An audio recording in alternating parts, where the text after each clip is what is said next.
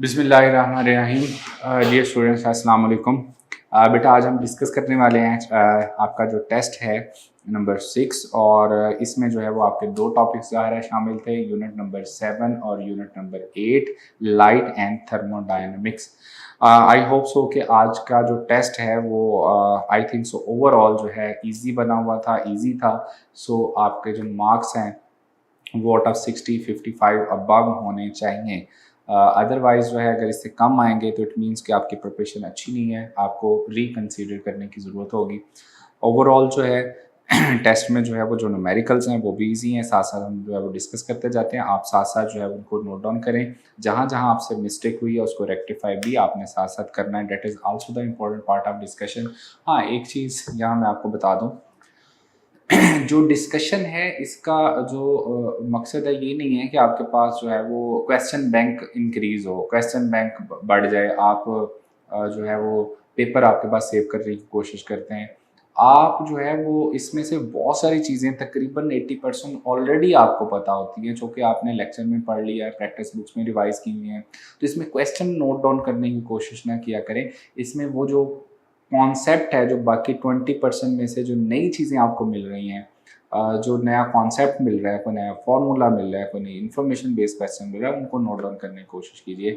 So after discussion आपके पास जो notes में एडिशन है वो न्यू कंसेप्ट की होनी चाहिए, न्यू टाइप ऑफ क्वेश्चंस की होनी चाहिए, और न्यू इन्फॉर्मेशन की होनी चाहिए, न्यू फार्मूले की होनी चाहिए, ना कि आप पूरे पूरे पेपर जो है उनको संभालते फिर रहे हो। So it's important one. Next जी क्वेश्चन नंबर 1 डिस्कस करते हैं जी, डिस्कशन स्टार्ट करते हैं।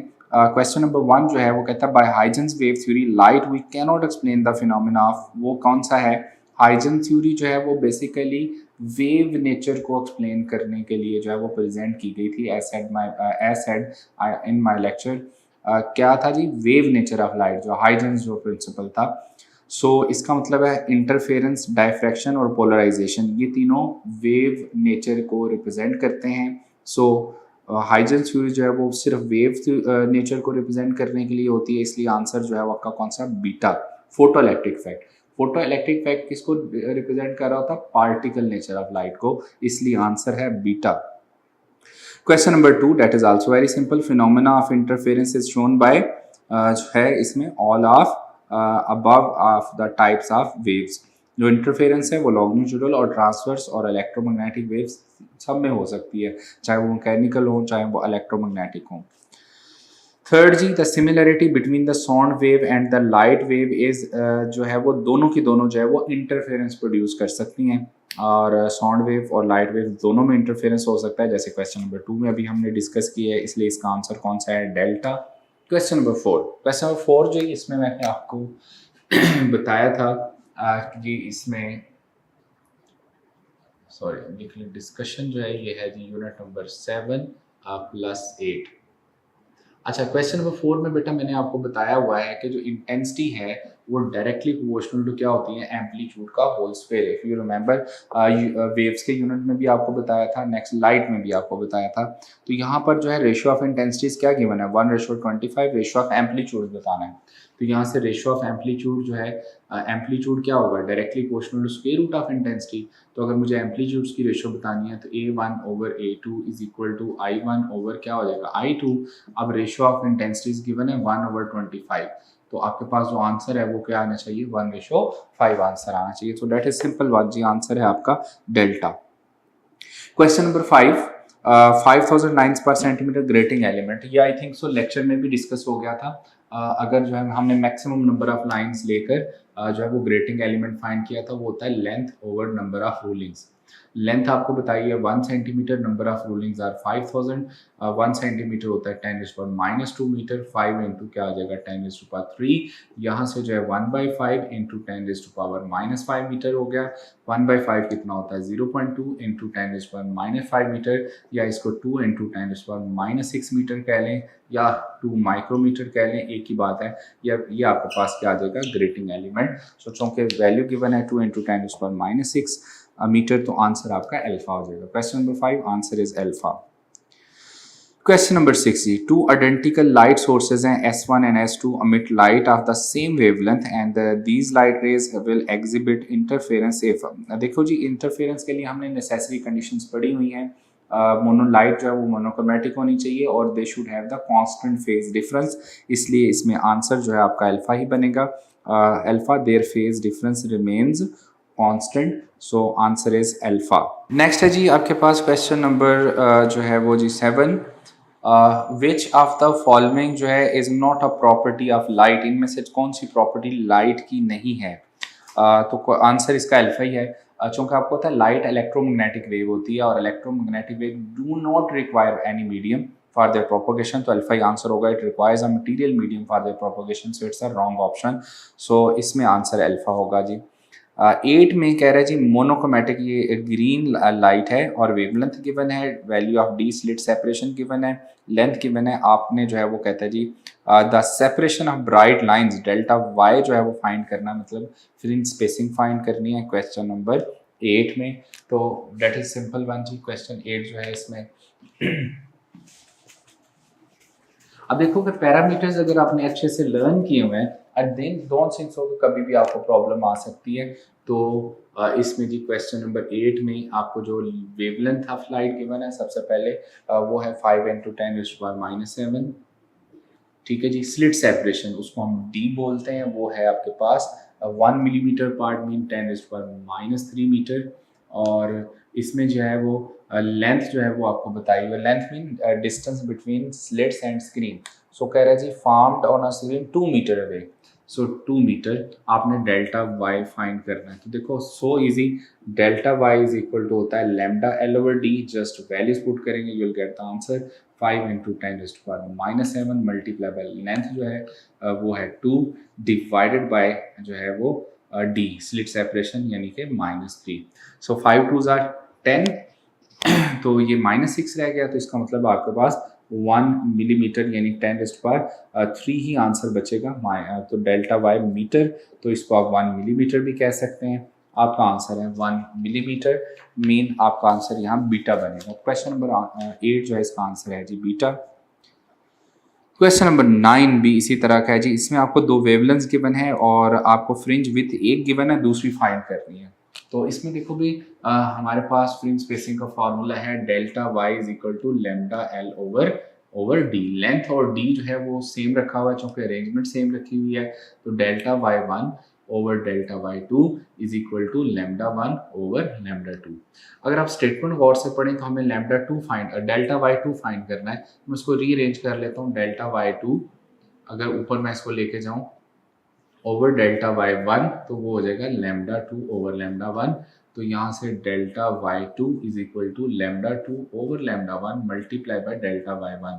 तो अब ज़रा देखें हमें लैम्डा 1 जो है लैम्डा 2 और लैम्डा 1 की वैल्यू क्या गिवन है 5000 एंगस्ट्रॉम और 6000 angstrom. So lambda 2 is 6000 angstrom, angstrom होता है 10⁻⁻10, ये है जी 5000 एंगस्ट्रॉम, एंगस्ट्रॉम मीन 10⁻⁻10 और डेल्टा वाई 1 यानी कि फर्स्ट फ्रिंज स्पेसिंग आपको क्या गिवन थी पहले 1 मिलीमीटर जो है पहले जो है वो फ्रिंज थी, तो डेल्टा वाई जो है वो आपको 1 मिलीमीटर गिवन था। सो 1 मिलीमीटर जो है वो ये हमें पहले वैल्यू गिवन थी। एंगस्ट्रॉम एंगस्ट्रॉम से क्या हो गया कैंसिल आउट, ये 3 0 3 0 से कैंसिल आउट हो गए। अच्छा अब देखो 6/5 आ गया, इसका मतलब है 5 1 5 और 1 बचेगा 5 2 10, तो ये आपके पास 1.2 मिलीमीटर आ जाएगा। तो इसका मतलब ये हुआ कि आपको देखें इस वजह से डेल्टा वाई 1 गिवन था, लैम्डा 1 और लैम्डा 2 की वैल्यू गिवन थी। आपसे उसने क्या कहा कि you have to find delta y 2 यानी कि फ्रिंज स्पेसिंग जो अगर वेवलेंथ चेंज हो जाती है तो फ्रिंज स्पेसिंग क्या होगी।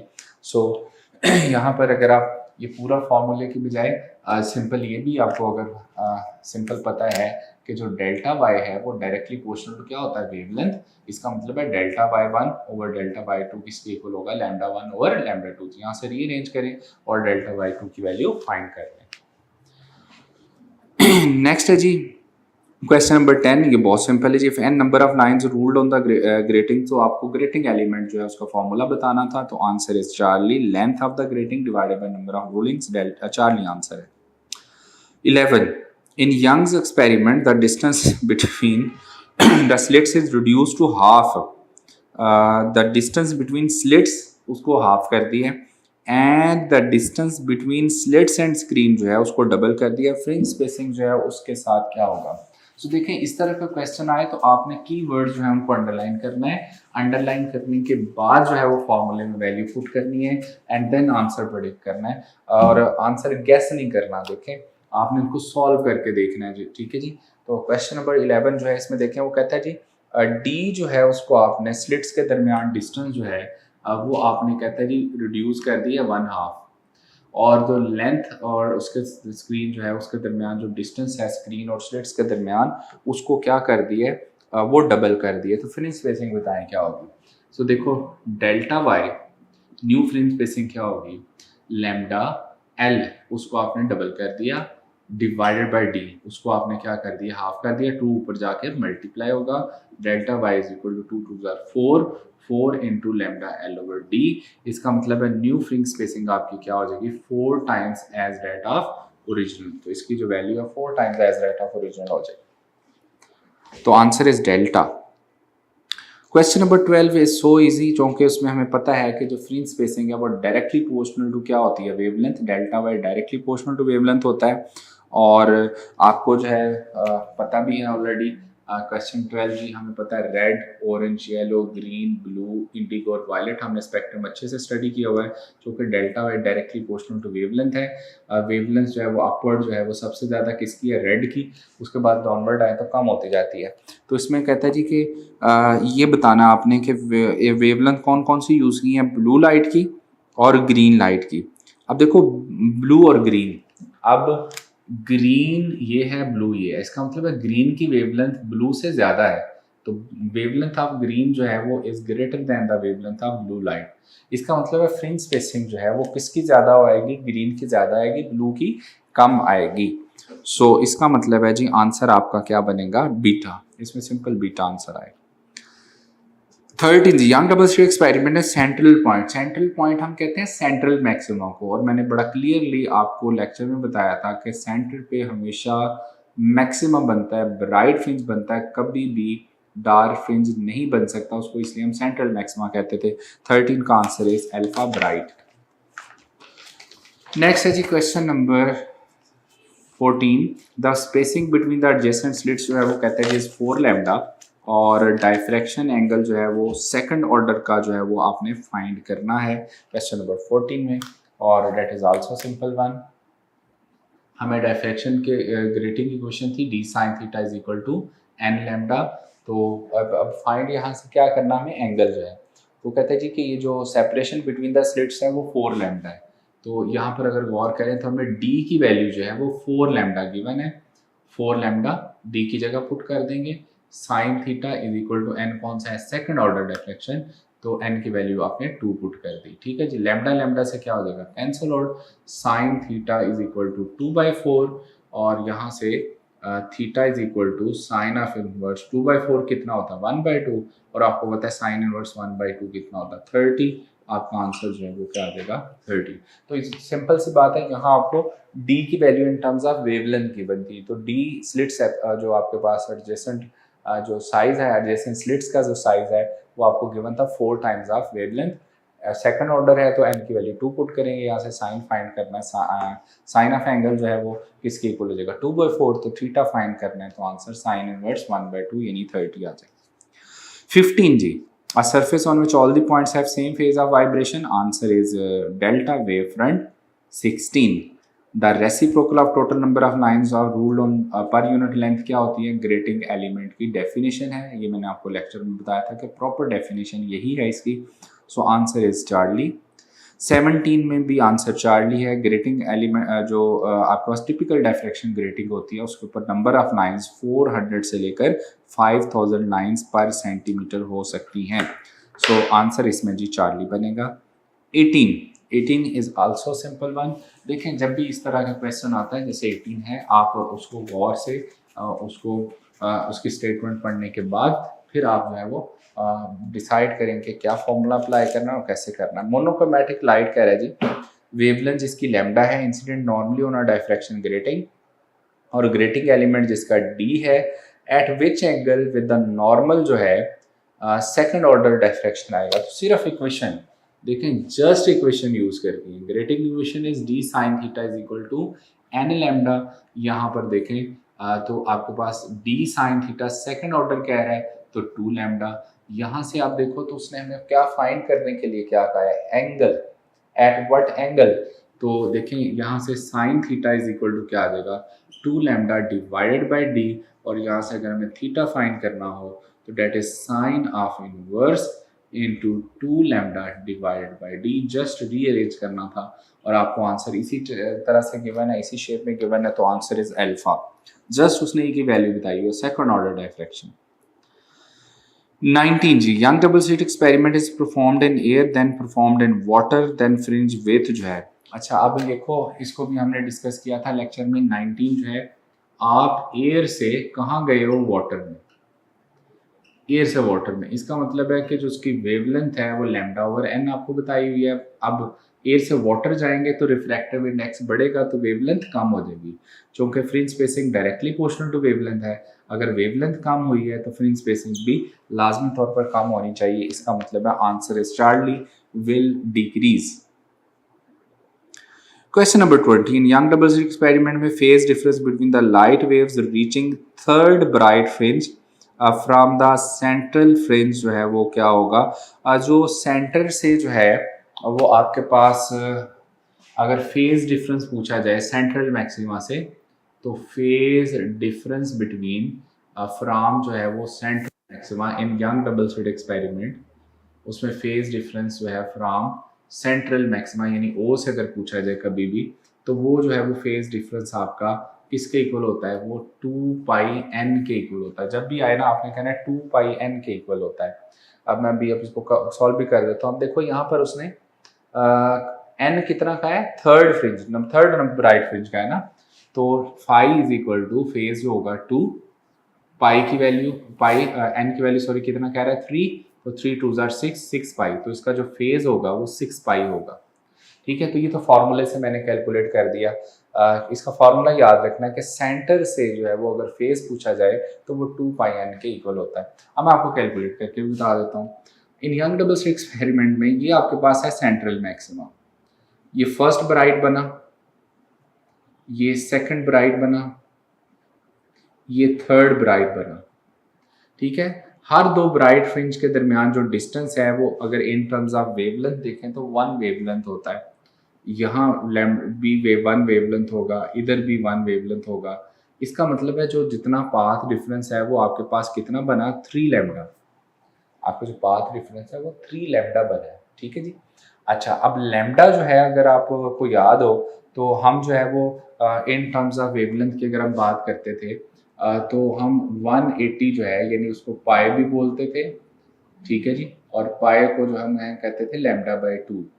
ठीक है जी, और इसी तरह से जो है वो लैम्डा यहाँ पर अगर देखें तो वो किसके इक्वल आ जाएगा, चूंकि lambda by 2 is equal to pi होता है, तो यहाँ लैम्डा इज इक्वल टू क्या आ जाएगा, 2 पाई। तो मैं अगर लैम्डा की वैल्यू पुट कर दूँ, लैम्डा की वैल्यू क्या होती है 2 पाई, तो ये 6 पाई आंसर आ जाएगा। तो यहाँ से भी कैलकुलेट कर सकते हैं, ये डायरेक्ट फार्मूला भी लगा सकते हैं फेज डिफरेंस कैलकुलेट करने के लिए। तो आंसर इज 6 पाई।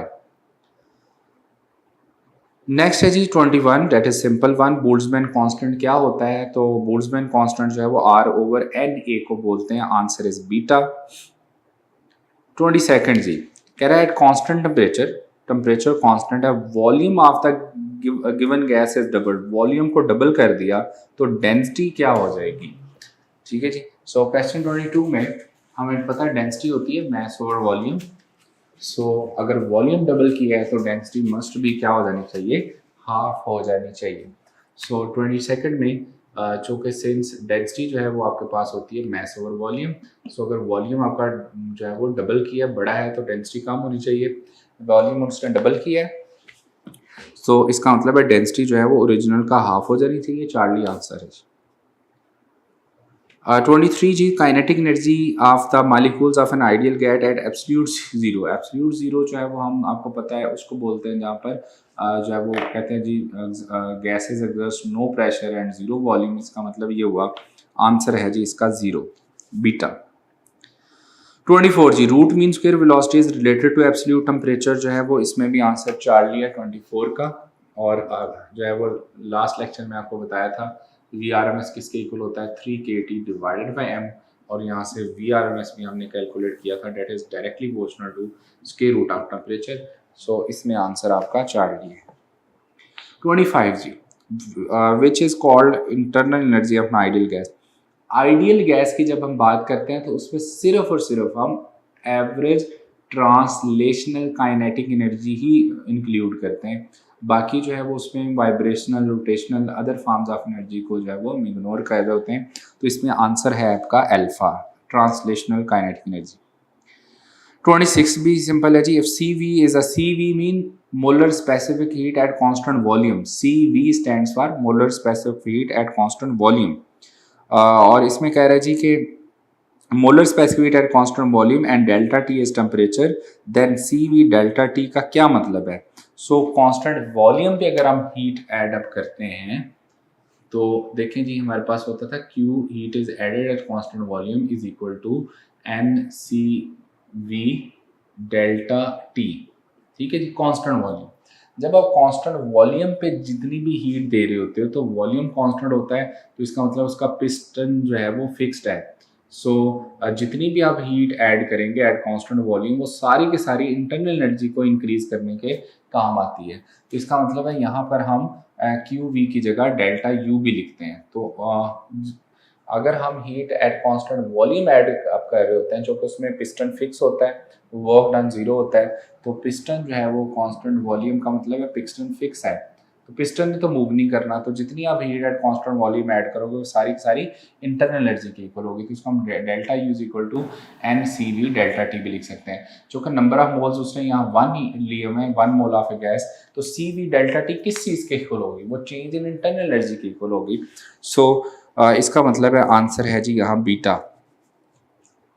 27 जी, CP माइनस CV किसके इक्वल होता है, यूनिवर्सल गैस कांस्टेंट के इक्वल होता है, आंसर इज चार्ली। 28 जी, two sources give interference pattern, उसमें D जो है उसको कहा हुआ उसने distance apart from the sources, और फ्रिंज विथ को उसने यहाँ W से रिप्रेजेंट किया हुआ, वो कहता है जी 2W हो जाए, डबल हो जाए, if the distance D is now doubled the fringe width जो है अब कितनी हो जाएगी। ठीक है जी। अच्छा, अब इसमें हमें पता है कि जो हमारे पास जो फ्रिंज विथ जो है वो D किसको बोल रहा है, वो सोर्सेज के दरमियान डिस्टेंस को बोल रहा है। ठीक है। अच्छा, अब हमारे पास जो क्वेश्चन है उसके अकॉर्डिंग दैट इज 28। अब फ्रिंज विथ जो है वो हमें पता है delta Y is equal to lambda L over d होती है। ठीक है। अच्छा, अब उसके पैरामीटर चेंज किए हैं तो परेशान होने की जरूरत नहीं है, आप जैसे वो कह रहा है उसके अकॉर्डिंग अपने पैरामीटर सेट कर लें। अब जरा और करें, वो कह रहा है जी डी, कैपिटल डी को डिस्टेंस अपार्ट फ्रॉम सोर्सेज, तो two sources give interference pattern which observed on the screen, और d distance apart from the sources, तो स्लिट्स और सोर्सेज के दरमियान डिस्टेंस को वो कैपिटल D का नाम दे रहा है, यानी कि यहाँ पर उसने L जो है उसको D के इक्वल रखा है। ठीक हो क्या। नेक्स्ट जो है फ्रिंज विथ जो है वो कहता है जी इज 2W, और फ्रिंज विथ जो इनिशियल है उसको वो 2W कह रहा है, डबल। अब उसने कहा क्या है, देखें, if the distance D is now double, तो अगर हम L को डबल कर देते हैं इसको, चूंकि हमें पता है कि डेल्टा वाई जो है न्यू वैल्यू क्या हो जाएगी, लैम्डा L को वो कह रहे हैं डबल कर दें डिवाइडेड बाई D, तो डेल्टा वाई किसके इक्वल हो जाएगा 2 times of lambda L over D। तो जाहिर है फ्रिंज स्पेसिंग जो है वो डबल हो जानी चाहिए। अब पहले फ्रिंज स्पेसिंग कितनी थी, वो 2W कह रहे हैं, तो जाहिर है अब उसकी जो विथ क्या हो जाएगी 4 times of the original with हो जाएगी। ठीक है, तो इसका आंसर जो है वो आपके पास 4W आंसर आ जाएगा। सो इनिशियल आपको जो है उसकी विथ 2 टाइम्स ऑफ गिवन थी 2W। सो इस तरह का क्वेश्चन है तो आपने वाइजली जो है वो फॉर्मूला उसी पैटर्न में यूज करना है। बाकी आप जरा गौर कर लें कि वैल्यू क्या किस तरह से गिवन है, उसने L को जस्ट D कहा हुआ है और डेल्टा वाई को 2W कहा हुआ है। आपने जो वो कह रहा है उसके अकॉर्डिंग सॉल्व करके अपना जो ओरिजिनल फार्मूला उसको नहीं छोड़ना, उसी को यूज करना, आपने आंसर इंशाल्लाह ठीक आएगा। क्वेश्चन नंबर 29 भी इसी तरह का जी, सिंपल। इसमें आपको वेवलेंथ गिवन है, डी की वैल्यू गिवन है, डेल्टा वाई गिवन है, और distance between slit and screen यानी स्मॉल डी की वैल्यू जो है वो आपसे पूछ रहे हैं, और ये भी क्वेश्चन इजी है जी। सो 29 है, उसमें भी हमें यही वाला फॉर्मूला यूज करना है। 29 delta Y is equal to lambda L over d. यहाँ से हमें ना डी फाइंड करना है, so that is lambda L over delta y. Values put करते जाएं। इसमें जो वेवलेंथ आपको गिवन है वो 4 इंटू 10⁻⁻7, ठीक है जी। और इस क्वेश्चन में जो आपको कहता है जी कि distance between the two slits जो है गिवन है, the distance between screen and slit, sorry इसमें लेंथ फाइंड करनी है, इसमें हमें लेंथ फाइंड करनी है, distance between slit and screen. तो ये हो जाएगा delta y multiply by d divided by lambda, ठीक है जी। अच्छा अब देखो कि हमें जो है वो स्लिट सेपरेशन जो है यहाँ पर वो गिवन है 1 मिलीमीटर, 0.1 मिलीमीटर। तो ये इंटू 10⁻³ डेल्टा वाई वो 4 मिलीमीटर गिवन है, वो 4 इंटू 10⁻³ हो जाएगा। लेमडा की वैल्यू जो है वो 4 इंटू 10⁻⁻7 गिवन है। अब इसको सॉल्व कर ले, 4 4 से क्या हो जाएगा कैंसिल, और बाकी देखिए ये 0.1 है, तो 0.1 का मतलब 1 इंटू 10⁻, क्या हो जाएगा -4। अब -4 और ये भी माइनस क्या है 3 -7, वो कैंसिल आउट होकर आंसर आपका 1 आ जाएगा। सो इसमें आंसर आपका 1 मीटर बनना है, ठीक है जी। तो आंसर इज डेल्टा। 30 जी, that is also simple one जी। the specific heat of gas at constant pressure as compared to constant volume, हमने पढ़ा हुआ है कि Cp जो है वो -Cv इज इक्वल टू क्या होता है R, और सबको अंडरस्टूड है कि Cp इज ग्रेटर देन क्या होता है Cv। इसमें answer is more, Cp should be more than Cv। 31 internal energy of 1 mole of a gas depends only on, इसका आंसर है जी बीटा। इंटरनल एनर्जी डायरेक्टली किस पे डिपेंड करती है, वो टेम्परेचर पे डिपेंड करती है। और जो ही हम किसी गैस का टेम्परेचर इंक्रीज करते हैं तो उसकी इंटरनल एनर्जी भी इंक्रीज कर जाती है जी। 31 का आंसर है बीटा। 32 जी, एट कांस्टेंट वॉल्यूम, अगर वॉल्यूम कांस्टेंट रखें तो टेम्परेचर इंक्रीज देन। अब ज़ाहिर है आप कांस्टेंट वॉल्यूम पे जब हीट ऐड कर रहे हो तो उसकी इंटरनल एनर्जी को बढ़ा रही है, तो इंटरनल एनर्जी जो है वो directly depends on temperature. Temperature बढ़ने से एवरेज ट्रांसलेशनल काइनेटिक एनर्जी बढ़ेगी तो number of collisions per unit time जो है वो इंक्रीज कर जाएंगे। और इसी को हमने कहा था कि चूँकि उसमें number of collisions per unit time इसलिए हम कह रहे हैं चूँकि उसमें इम्पल्सिव फोर्स जो है वो बिटवीन द गैस मालिक्यूल्स होती है। सो इसमें आंसर इज बीटा। 33 जी, interference pattern was made by using red light, और रेड को अगर ब्लू से रिप्लेस कर देंगे तो फ्रिंज जो है वो क्या हो जाएंगे, वो नैरो हो जाएंगे। और वो सिंपल है जी, इसमें हमारे पास जो है 33 जी हमने पढ़ा हुआ है कि delta y directly proportional to क्या है वेवलेंथ। तो red, orange, yellow, green, blue, indigo, violet. So अगर जो है वो हम रेड को ब्लू से रिप्लेस कर रहे हैं, रेड कलर को ब्लू से, तो इसका मतलब है वेवलेंथ कम होगी। वेवलेंथ कम होगी तो फ्रिंज स्पेसिंग भी कम हो जाएगी, और फ्रिंज स्पेसिंग कम होने का मतलब ये है कि जो आपके फ्रिंजेस हैं वो नैरो हो जाएंगे। 34 जी, the penetration of light into the region of geometrical shade, इसको क्या बोलते हैं, डायफ्रैक्शन। Answer is beta. 35 इसको क्वेश्चन को हमने लेक्चर में भी इंक्लूड किया था। Diffractional effect are easy to notice in case of sound, क्यों, क्योंकि साउंड की जो वेवलेंथ है that is much higher as compared to wavelength of light। तो इसमें आपका आंसर जो है वो कौन सा बनेगा, डेल्टा साउंड वेव है, R of longer wavelength। 36 या gas is enclosed in a closed pot keeping pot and train moving with high speed। और तो temperature the temperature of the gas जो है, अच्छा इसमें ना अगर हम गैस बल्क में, अगर कोई कंटेनर जो है उसमें गैस है और बल्क में गैस एक जगह से दूसरी जगह शिफ्ट कर रहे हैं, तो चूँकि उसमें हम कहते हैं कि जी जो हमारे पास अगर वो अगर यूनिफॉर्म स्पीड के साथ मूव किया उसने, तो उसमें इंटरनल एनर्जी सेम रहेगी, चूँकि हम आइडियल गैस के अकॉर्डिंग जो है वो पोटेंशियल एनर्जी जो है उसको क्या ले रहे थे, zero. So one place to another place अगर आप जो है वो कंटेनर ऑफ द गैस जो उसको शिफ्ट कर देते हैं विदाउट चेंजिंग टेम्परेचर, अगर चेंज नहीं आ रहा उसमें, ऑल कंडीशंस आर सेम, तो इंटरनल एनर्जी सेम ही रहेगी। इसमें आंसर हम कहेंगे beta will remain the same.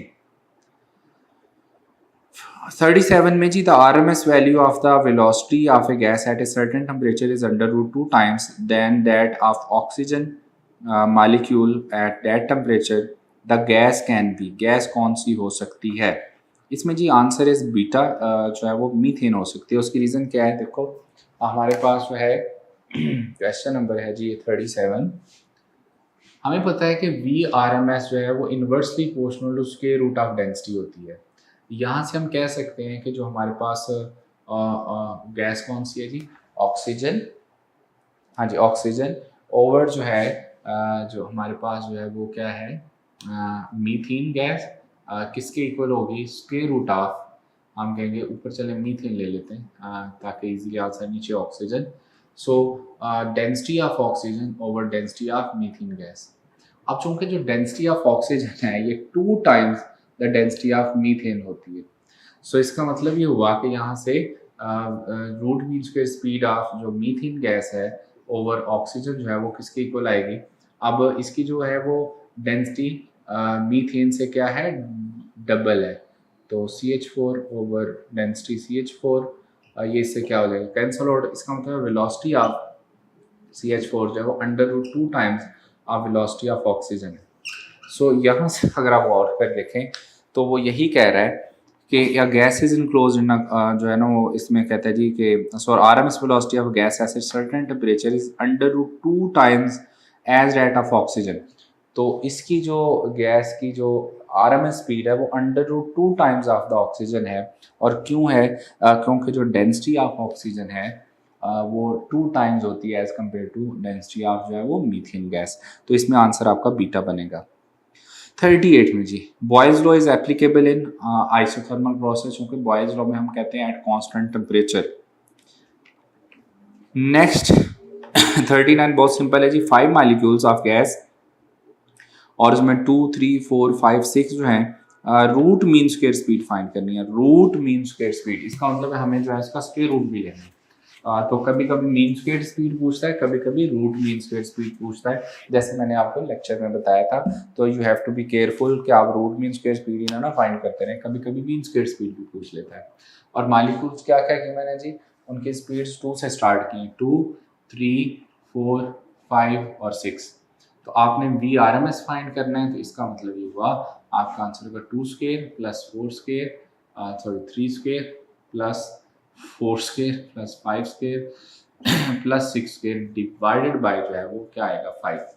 अब आपने इसको सॉल्व करना है। सॉल्व करने के लिए आप क्या करोगे, 2 का स्क्वायर 4, 3 का स्क्वायर 9, 4 का स्क्वायर 16, 5 का स्क्वायर 25, 6 का स्क्वायर 36, 9 प्लस 4 कितना हो जाएगा 13।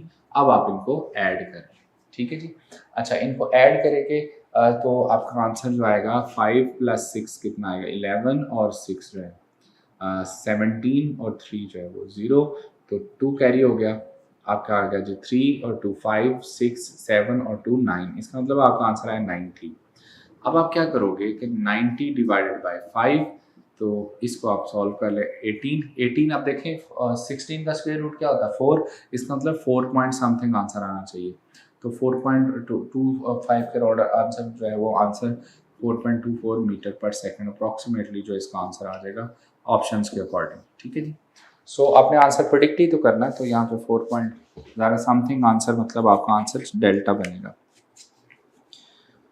40 जी, average kinetic energy of oxygen molecule 300 है एट द सेम टेम्परेचर। मैंने आपको बताया था दो डिफरेंट गैसेस अगर सेम टेम्परेचर में हैं तो उनकी average translational kinetic energy same होगी, but root mean square speed same नहीं होती, क्योंकि root mean square speed density और मोलर मास पे भी डिपेंड करती है। तो इसमें तो आंसर है जी चार्ली। दो डिफरेंट गैसेस भी हैं, हाइड्रोजन और ऑक्सीजन अगर सेम टेम्परेचर पे हैं तो उनकी जो है ना average translational kinetic energy same ही होगी। आंसर है चार्ली। क्वेश्चन 41 42 इन तीनों में सेम कॉन्सेप्ट यूज हो रहा है।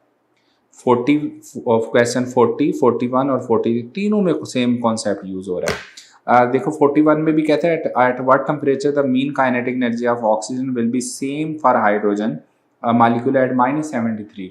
अगर टेम्परेचर सेम होगा तब भी उनकी average translational kinetic energy same होगी।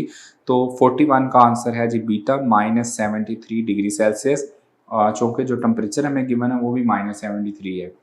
42 में भी उसने यही पूछा जी, आपके पास जो कहते हैं जी हाइड्रोजन और ऑक्सीजन की मिक्सचर 1:5 में है, तो ये बताएं kinetic energy at a particular temperature, तो आंसर 1:1 ही होगा।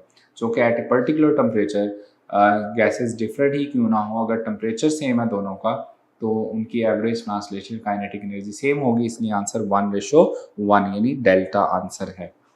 43 में जी चार्ल्स लॉ है जी, उसमें हम कहते हैं volume directly proportional to temperature at constant pressure, तो प्रेशर कांस्टेंट होना चाहिए, तो P1 should be equal to P2, तो 43 का आंसर जी अल्फा बनेगा, P1 is equal to P2।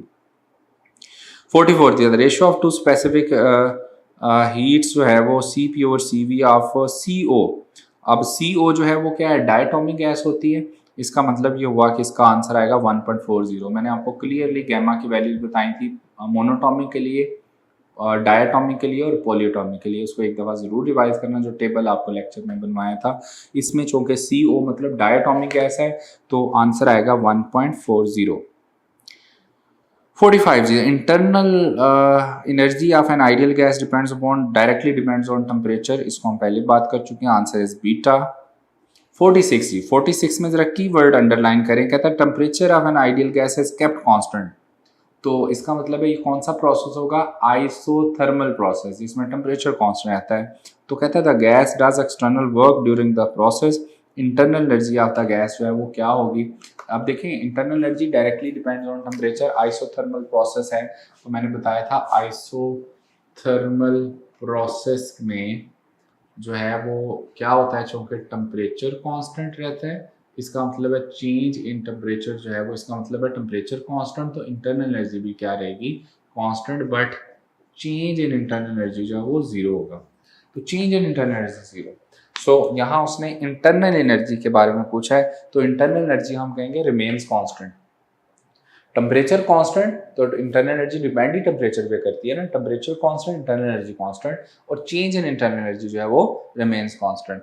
तो याद रखना है दो चीजें, अगर इंटरनल एनर्जी लिखा हो तो आपने आंसर करना है कांस्टेंट, रिमेन्स कांस्टेंट जो है, अगर चेंज इन इंटरनल एनर्जी कहा हो तो वो फिर आंसर क्या हो जाएगा, जीरो, तो इसमें answer is beta. We get light inside a room in a day due to diffraction, light जो है वो डायफ्रैक्ट होकर जो है वो रूम में आ जाती है, तो it is due to the phenomena of diffraction.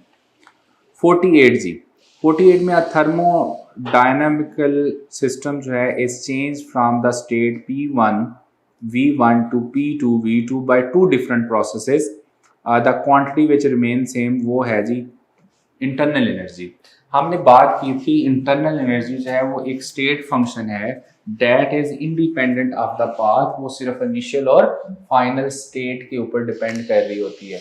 इसका मतलब ये हुआ कि देखो हमारे पास जो है वो अगर दो डिफरेंट स्टेट हम जो है पाथ से भी जाते हैं, कहते हैं जी कि P1 से P2 गए, जैसे मैंने आपको लेक्चर में ये कर्व भी बनवाया था।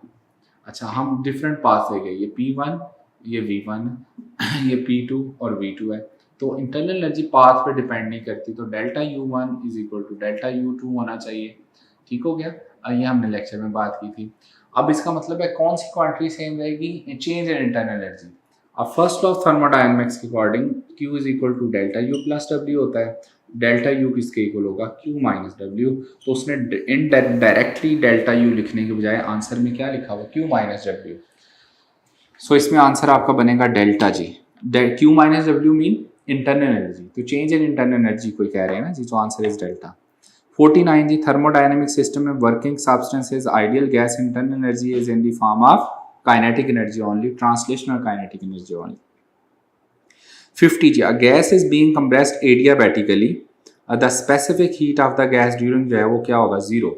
एडियाबैटिक जो हमारे पास प्रोसेसेस होते थे, एडियाबैटिक जो है वो हम कहते हैं a process in which no heat enters और लीव द सिस्टम, तो इसके लिए जो स्पेसिफिक हीट होगी वो Q over N delta T, जो कि Q ही जीरो है, तो इसका मतलब है आपका आंसर भी जीरो आएगा। तो फॉर एडियाबैटिक प्रोसेस जो है वो स्पेसिफिक हीट क्या होती थी, जीरो, बिकॉज हम कहते हैं no heat enters the leave the system. Question number 51 जो है that is also simple one, जो कंडीशंस है कंस्ट्रक्टिव और डिस्ट्रक्टिव इंटरफेरेंस के लिए वो हमने पढ़ी हुई हैं।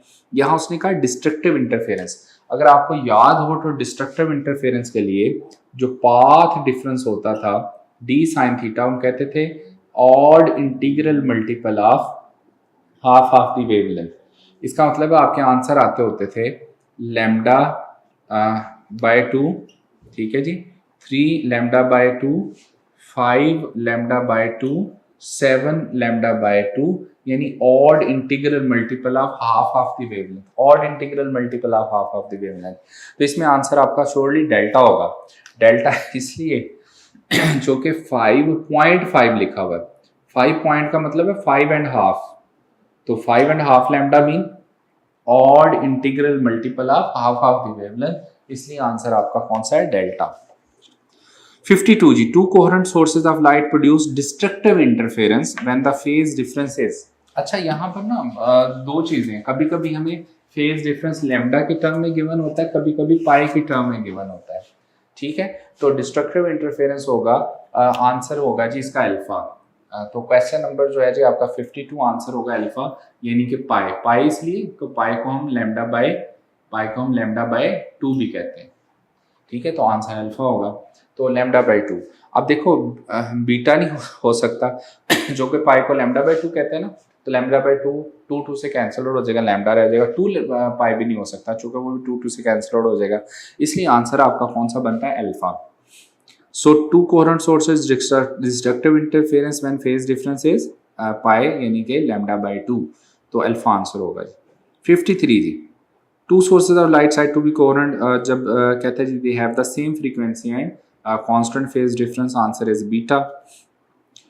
54 भी बड़ा सिंपल है जी। 54 में हमें पता है कि delta Y is equal to lambda L over D होता है, तो इसमें अगर हम वेवलेंथ को इंक्रीज करें, लैम्डा को इंक्रीज करें, डेल्टा वाई इंक्रीज हो जाएगा। एक ही क्वांटिटी है जिसको डिक्रीज करें, यानी डी सेपरेशन बिटवीन स्लिट जो है इसको स्मॉल रखें तो डेल्टा वाई बढ़ेगा, इसका मतलब है लैम्डा एल ओवर डी। अच्छा अब देखो इसमें आंसर जो आपका बनेगा वो बनेगा चार्ली। अगर हम स्लिट सेपरेशन को स्मॉल रखें, distance between slit and screen large करें, वेवलेंथ को भी लॉन्ग करें, तो आंसर आपका चार्ली होगा। 55 जी, in cyclic process the change in internal energy जो है वो हमेशा क्या होता है, ओवर अ साइकिल जीरो होता है, ये तो सिंपल है जी, आंसर इज डेल्टा। 56 में एवरेज ट्रांसलेशनल काइनेटिक एनर्जी आपने बतानी है किसके इक्वल होगी, और हमने फॉर्मूला पढ़ा था T is equal to 2/3K into average translational kinetic energy. यहाँ से एवरेज ट्रांसलेशनल काइनेटिक एनर्जी किसके इक्वल हो जाएगी, 3KT डिवाइडेड बाई 2, इसमें आपका आंसर जो है वो अल्फा बनेगा। 57 जी, two gases A and B having same temperature T, same pressure P, same volume V are mixed. If the mixture is at the same temperature and occupies a volume V, and then the pressure of the mixture क्या होगा। अच्छा इस वाले question में जो question number 57 है, same temperature same pressure कह रहा है, एक गैस हमारे पास A है, एक गैस B है, तो इसका जो है जी पी वी और कह रहे टेम्परेचर टी है, इसका जी प्रेशर पी, वॉल्यूम वी और टेम्परेचर टी, ठीक है जी। अच्छा अब जरा गौर करो कि उसकी जो स्टेटमेंट है वो है क्या। हमारे पास दो गैसेस थी, एक गैस ए और दूसरी गैस बी, ठीक है। अब जब दो गैसेस को आप मिक्स करोगे, मिक्स करने के बाद उनका वॉल्यूम लाजमी डबल होना चाहिए। दो गैसेस मिक्स की है ना, तो दोनों के अमाउंट जो है, अगर इसका V था वॉल्यूम, तो दोनों को मिक्स करेंगे तो वो वॉल्यूम दोबारा क्या होना चाहिए, डबल हो जाना चाहिए एट कांस्टेंट टेम्परेचर जो है। लेकिन उसने कहा है कि अगर आप स्टेटमेंट पढ़ो तो कहता है जी if the mixture is at the same temperature, जब उनका मिक्सचर बना, मिक्सचर बनाने के बाद टेम्परेचर भी सेम रख लिया, वॉल्यूम भी सेम रख लिया। अब चूंकि हमें पता है pressure inversely proportional to volume होता है एट कांस्टेंट टेम्परेचर, टेम्परेचर उन्होंने सेम रखा, वॉल्यूम भी सेम रख लिया।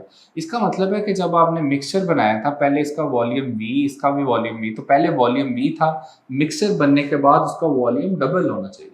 तो to keep the volume constant, अगर आप वॉल्यूम को कांस्टेंट रखना चाहते हैं तो उसका मतलब है आपका प्रेशर डबल हो जाएगा, तो प्रेशर उसका 2 टाइम्स होगा ना, प्रेशर इनवर्सली वॉल्यूम। तो एक्चुअली जो मिक्सचर है उसका वॉल्यूम हाफ हुआ ना, तो अब इसका मतलब है कि देखें यूं कर ले P V is equal to क्या, कांस्टेंट। तो एक्चुअल में तो उसका वॉल्यूम जो है वो आपका जो है वो आप देखें हाफ हुआ है कि डबल हुआ है, हाफ हुआ। उसकी रीजन देखें क्या है, आपने उसका जो है वो इसको ना मैं आपको थोड़ा आसान करने के लिए जो है ना पिस्टन की फॉर्म बनाता हूँ, आसान करने के लिए। देखो ए गैस का प्रेशर P था, वॉल्यूम V था, टेम्परेचर T था, B गैस का भी प्रेशर P था, वॉल्यूम V था, टेम्परेचर T था। सो आपने क्या किया, इन दोनों गैसेस को मिक्स जो है ना वो डाल दिया एक ही कंटेनर में, ठीक हो गया, एक कंटेनर में। तो दोनों गैसेस को ए और बी इसमें ऐड कर दिया। जब ऐड करेंगे तो उसका वॉल्यूम जो पहले वी था, अगर एक गैस मेरे पास सिर्फ ये एक गैस थी, इस वक्त इसका जो वॉल्यूम था वो था वी, इस गैस का वॉल्यूम वी था। आपने इसमें ना दूसरी गैस मिक्स की, जब दूसरी गैस मिक्स करेंगे तो उसका मतलब ये होगा उसका वॉल्यूम जो है वो क्या हो जाएगा, 2v, डबल हो गया। तो अब ये a प्लस बी का मिक्सचर बन गया। पहले सिंगल एक गैस थी, एक गैस और उसका वॉल्यूम v था, आपने उसमें दूसरी गैस मिक्स की तो ज़ाहिर उसका वॉल्यूम बढ़ गया। अब क्वेश्चन की स्टेटमेंट के अकॉर्डिंग वो कहता है जी कि उसका टेम्परेचर भी सेम रखें और वॉल्यूम भी। तो आपको इसका वॉल्यूम कम करने के लिए लाजमी तौर पर आपने इसको कंप्रेस किया होगा, तो कंप्रेस करके दोबारा आपने उसका वॉल्यूम वी करना पड़ा। इसका मतलब है उसका वॉल्यूम डबल हो गया था, लेकिन आपने कंप्रेस करके उसका वॉल्यूम कम किया, तो डबल हुआ था, आपने उसका वॉल्यूम हाफ कर दिया। तो इसका मतलब है बॉयज लॉ के अकॉर्डिंग चूंकि pressure inversely proportional to volume होता है, सो वो कहता है टेम्परेचर भी सेम रखना था, वॉल्यूम भी सेम रखना था। तो वॉल्यूम सेम रखने के लिए आपने उसको कंप्रेस किया। कितना कंप्रेस किया है आपने, उसका वॉल्यूम 2v से v किया, हाफ किया। तो अगर वॉल्यूम हाफ करेंगे तो जाहिर है प्रेशर उसका डबल होना चाहिए। तो यहाँ आंसर आपका 2p बनता है। आंसर जी इसका बनेगा जी चार्ली 2p। 58 जी, in the gas equation PV over 2 is equal to RT। अच्छा ये तो देखो सिंपल आपने फॉर्मूला पढ़ा हुआ है, PV is equal to nRT। तो अगर यहाँ PV over 2 is equal to RT लिखा हुआ है तो PV is equal to 2RT, तो n की वैल्यू इसका मतलब है 2 है, तो नंबर ऑफ मोल्स जो है वो 2, तो इसका मतलब है answer is Charlie, volume of 2 mole of a gas. 59, the fastest moving gas molecule are those of, इनमें से कौन सा है फास्ट जिसकी VRMS सबसे ज्यादा है। VRMS इनवर्सली प्रोपोर्शनल टू क्या होती है, स्क्वायर रूट ऑफ डेंसिटी। इसका मतलब है जिस गैस की डेंसिटी सबसे कम है उसकी speed at a particular temperature सबसे ज्यादा होगी। आंसर है जी इसका डेल्टा, जो कि हाइड्रोजन की density among nitrogen, chlorine, oxygen सबसे कम होती है। लास्ट क्वेश्चन जी, अगर गैस ए से बी जाती है बाय 2 पाथ्स, चूंकि इंटरनल एनर्जी पाथ पे डिपेंड ही नहीं करती, इस वजह से आंसर आपका बीटा है, delta U1 is equal to delta U2 होना चाहिए। ठीक है, आई होप सो आज का जो टेस्ट है उसमें आपने मैक्सिमम स्कोर जो है वो गेन किया होगा। और यही चीज़ें हैं कि अगर आप अच्छी प्रिपरेशन करते हो, अच्छी तैयारी करते हैं, हो ही नहीं सकता कि कभी आपका रिजल्ट ख़राब हो। जब आप कॉन्फिडेंट होते हो, और कॉन्फिडेंस कम्स फ्रॉम नॉलेज, अगर आपने प्रैक्टिस अच्छी की हुई है, आप अच्छा काम कर रहे हैं, लेक्चर्स को गौर से सुन रहे हैं, अपने नोट्स बना रहे हैं, प्रैक्टिकल उस पर काम कर रहे हैं, सो जब आप प्रॉपर टाइम दे रहे हैं स्टडी को, सो तब जो है वो इंशाल्लाह आपके रिजल्ट्स बेहतर आते हैं। कुछ लोग बच्चे अक्सर पूछते हैं कि इतना मेहनत करने के बावजूद रिजल्ट बेहतर नहीं आ रहे, तो इट मीन्स कि देयर इज समथिंग रॉन्ग। हमारा अलमिया ये है कि बीइंग पाकिस्तानी एंड एशियन कौम जो है, हम सोचते ज़्यादा हैं, काम कम करते हैं। आप क्या करो, सोचना कम कर दो, काम ज़्यादा करना शुरू कर दो, ऑटोमेटिकली रिजल्ट्स बेहतर हो जाएंगे। हमारे वक्त सोचते ज़्यादा है कि ये करें, वो करें, क्या ना करें, ये हो जाएगा तो क्या हो जाएगा, तो वो सारी चीज़ें हम सोचते रहते हैं, वो काम नहीं हम कर रहे होते हैं, हम सिर्फ सोच रहे होते हैं। सो हम सोचों को अगर लिमिटेड करके सिर्फ काम पे फोकस करें, रिजल्ट्स इंशाल्लाह बेहतर हो जाएंगे। बेटा अल्लाह आपका हामी नासर हो। मुझे इजाज़त है, इंशाल्लाह फिर मुलाकात होगी। अल्लाह हाफिज़, अपना ख्याल रखिएगा।